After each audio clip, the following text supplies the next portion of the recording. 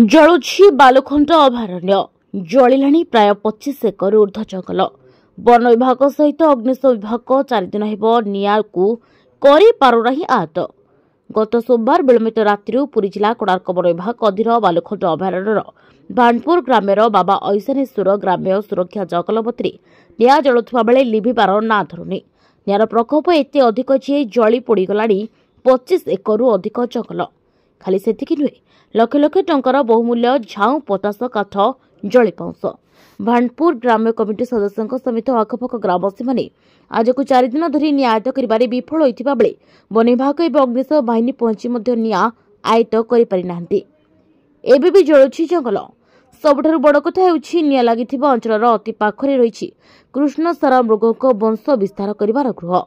गत किछि मास तले वन विभाग पक्षरु प्रस्तुत होइतिबा कृष्णसारा मृगक बासस्थली एबे विपदरे थिबा देखा देछि।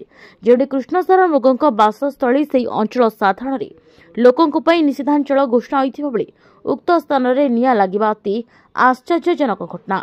गोटेपटे प्रचंड खरा जंगल मध्य गड़िया पोखरी सुखुथिबा बेले जंगल मध्य निआर धांसरे कष्टरे छटपट हेउछंती।